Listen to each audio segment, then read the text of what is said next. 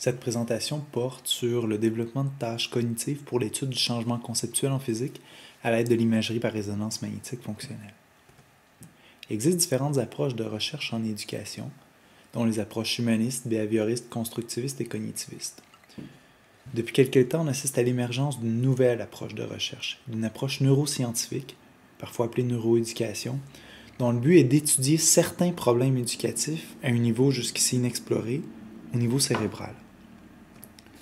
Pour y arriver, la neuroéducation a recours à des techniques d'imagerie cérébrale dont la plus connue est l'imagerie par résonance magnétique fonctionnelle. Grâce à ces techniques, il est possible de voir quelles sont les régions cérébrales qui sont activées lors de la réalisation de certaines tâches, des tâches qui peuvent être de nature scolaire telles qu'écrire, lire, compter ou même résoudre des problèmes.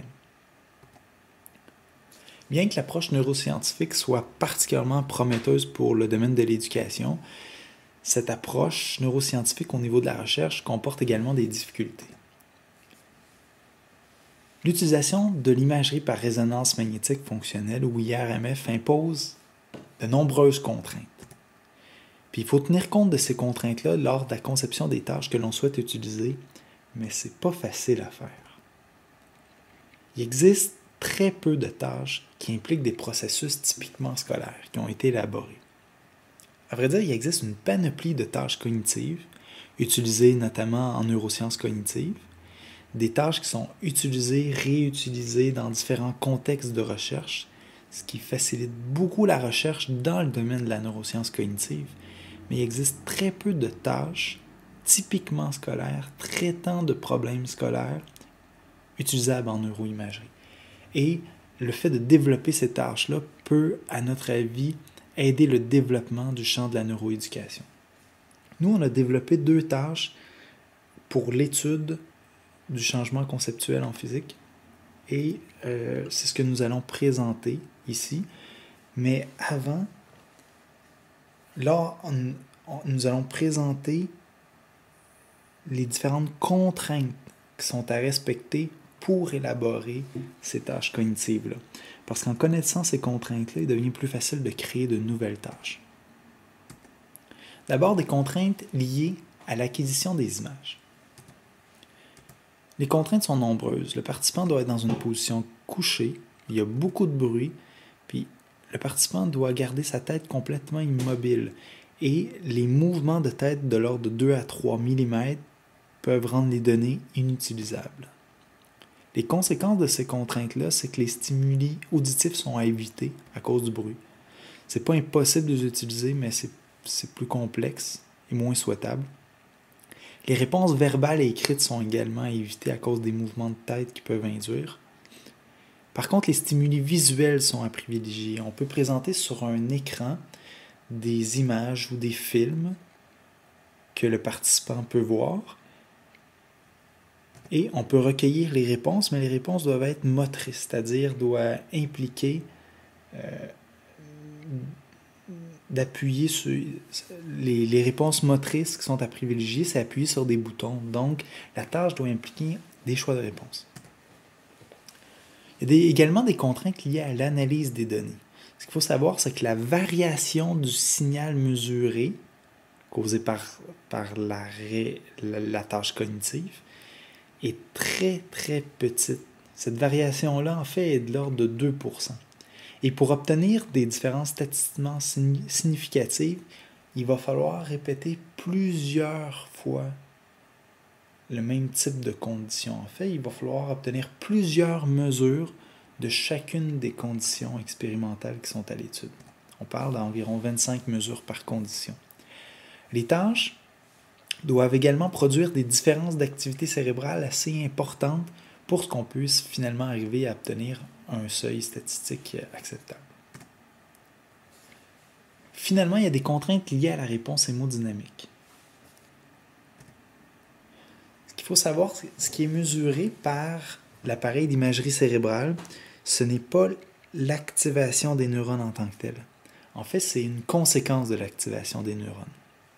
Lorsqu'on réfléchit, certains groupes de neurones qui participent à cette réflexion-là s'activent et, par un mécanisme complexe, on assiste à une augmentation de la quantité d'hémoglobine oxygénée dans le sang à l'endroit particulier où les neurones impliqués dans la tâche se trouvent. Mais cette augmentation d'hémoglobine oxygénée, qui est mesurable par les RMF, est lente.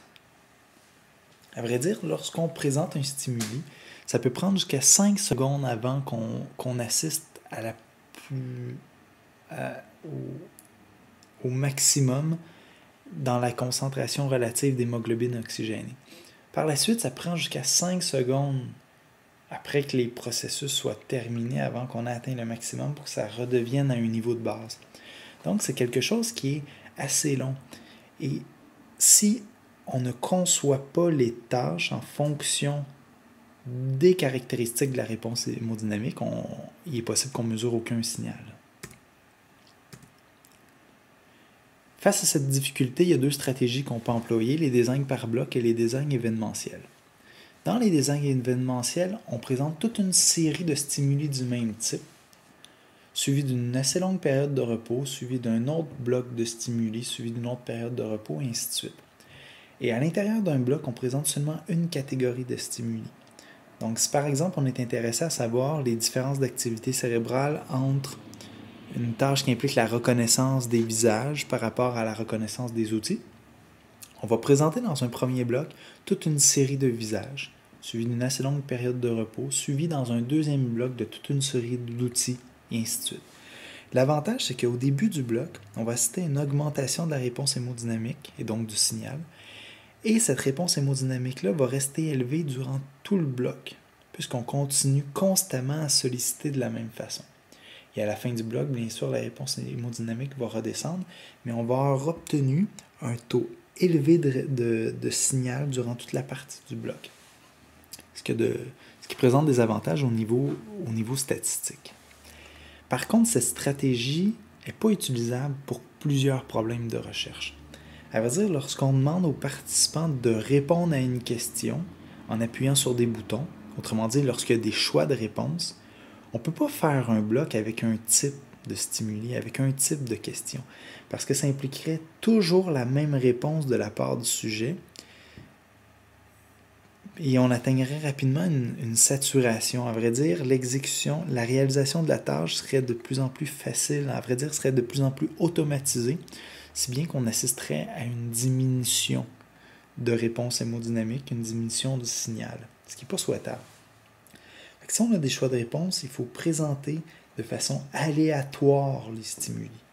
Mais il ne faut pas les présenter trop rapidement. Il faut laisser un espace entre les stimuli qui est d'environ de 5 secondes. Ça peut bien sûr varier selon plein de contextes, mais une différence de l'ordre de 2 à 8 secondes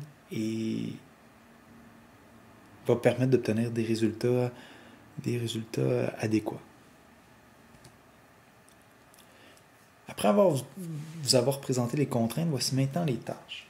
Vous présentez 2 tâches, une en mécanique et une en électricité. La première a été développée par l'équipe de Kevin Dunbar, qui est co-chercheur dans le projet dans lequel s'inscrit ces tâches-là, c'est-à-dire un projet doctoral qui porte sur l'étude des mécanismes cérébraux sous-tendant les processus de changement conceptuel en sciences. Donc la tâche en mécanique développée, c'est en fait un film, 3 types de films. Des films scientifiques dans lesquels, dans un environnement sans frottement, les balles plus lourdes tombent à la même vitesse que les balles plus légères. Des films naïfs dans lesquels les balles les plus lourdes tombent plus rapidement, conformément à une conception très répandue selon laquelle les objets plus lourds tombent plus vite.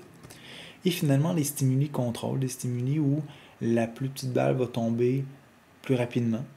Donc, ça s'appelle un stimuli contrôle parce que à la fois les gens qui adhèrent à cette conception-là et à la fois les gens qui n'y adhèrent pas vont juger que ce film-là ne représente pas ce qui arriverait dans un univers sans frottement. Donc, voici la tâche. Voici ce que les participants vont voir dans l'appareil d'imagerie. Donc, il va y avoir une manette contenant des boutons dans les mains. Ils vont observer les films et ils vont devoir répondre pour chacun des films présentés. Donc on filme, on voit que la plus petite tombe en premier, on ne s'attend pas à ça, donc on appuie sur non. Les 2 balles tombent à la même vitesse. Un autre film, une réponse, période de repos.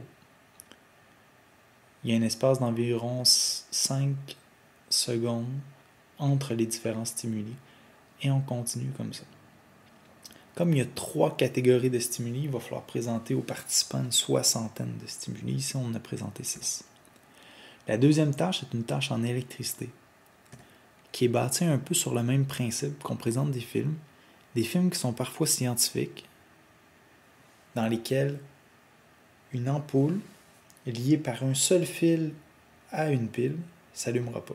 Parce qu'il existe une conception fréquente selon laquelle une ampoule liée par un fil à une source d'alimentation va s'allumer, alors que c'est pas vrai. Il va y avoir également des films naïfs, c'est-à-dire conformes à la conception dont je viens juste de parler. Et dans ce film-là, l'ampoule liée par un seul fil à la pile va s'allumer, alors qu'elle ne devrait pas. Et des stimuli contrôle, c'est-à-dire des stimuli dans lesquels à la fois les experts et les novices, à la fois les gens qui ont cette conception-là et à la fois les gens qui n'ont pas cette conception-là vont adhérer de la même façon. Donc les experts et les novices répondraient de la même façon à cette question, c'est-à-dire c'est normal que ça ne s'allume pas quand le fil est brisé. Voici la tâche en électricité. On présente le circuit, on branche la pile, certaines ampoules s'allument et ne s'allument pas. Réponse, période de repos. Donc réponse, période de repos. Là, on voit qu'une seule ampoule s'allume, l'autre ne s'est pas allumée. Si j'adhérais à ces conceptions-là, j'aurais une réponse différente. Comme par exemple, ici c'est brisé, je vais répondre dans tous les cas que ça ne fonctionne pas. Si j'étais un scientifique, si j'avais fait évoluer mes conceptions, j'aurais répondu d'une façon différente que quelqu'un qui n'a pas fait évoluer ses conceptions. En terminant, qu'est-ce qu'on peut faire avec ces tâches-là? Une fois qu'on a différentes tâches disponibles par la communauté de recherche, qu'est-ce qu'on peut faire avec? On peut faire plusieurs choses en fait. On peut étudier les fonctions cérébrales impliquées dans la réalisation de la tâche. On peut comparer les activités cérébrales entre des novices et des experts, dans le but de comprendre davantage des caractéristiques de l'expertise dans un certain domaine. On peut étudier l'effet d'une intervention pédagogique sur le cerveau, en faisant passer la tâche avant et après une intervention pédagogique. On peut former 2 groupes et comparer les effets de différentes approches pédagogiques sur le cerveau. Un groupe avec une approche 1, un second groupe avec une approche 2, puis comparer les différences d'activité cérébrale entre ces groupes-là. On peut comparer des fonctions cérébrales impliquées dans la réalisation d'une tâche en mécanique et en électricité. Donc, pour voir s'il y a des particularités à l'électricité ou à la mécanique. Donc, toute cette panoplie de recherches-là, dans un nouveau courant qui est la neuroéducation, émerge et c'est absolument intéressant. Et on espère que les tâches que nous allons élaborer pourront servir à différentes recherches. Le diaporama de la présentation est disponible à l'adresse suivante, c'est-à-dire www.neuroeducation.info. Pour des questions, commentaires, vous pouvez me contacter à steve.masson@mac.com. Merci.